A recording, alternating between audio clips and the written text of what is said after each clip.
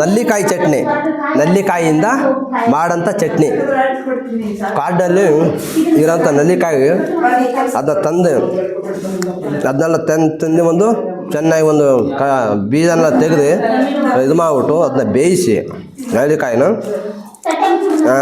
ಆಮೇಲೆ ಕಾಡಲ್ಲಿ ಸಿಕ್ಕಂಥ ಒಂದು ಮೆಣಸಿನಕಾಯಿ ಮತ್ತು ಮೆಣಸು, ಕಾಡು ಮೆಣಸು, ಕೊತ್ತಂಬರಿ, ಸಾಸಿವೆ, ಬೆಳ್ಳುಳ್ಳಿ ಮತ್ತು ಶುಂಠಿ, ಕಾಡು ಶುಂಠಿ ಇವನ್ನೆಲ್ಲ ಮಿಕ್ಸ್ ಮಾಡಿ ಒಂದು ರುಬ್ಬಿ ಅಂದರೆ ಕಲ್ಲಲ್ಲಿ ಅದನ್ನು ಹರಿದು ಚಟ್ನಿ ಮಾಡಿ ಈ ಒಂದು ಪೂಳೆ ಇದ್ರ ಜೊತೆಗೆ ಟೇಸ್ಟಾಗಿ ನಿಂಗೆ ತಿನ್ನುವಾಗ ಭಾಳ ರುಚಿಕರವಾದ ಒಂದು ನಮ್ಮದು ಆಹಾರ ಪದ್ಧತಿ. ಇದು ಆಹಾರ ರುಚಿ ಚಲೋ ಇದೆ ಅಲ್ವಾ ಸರ್?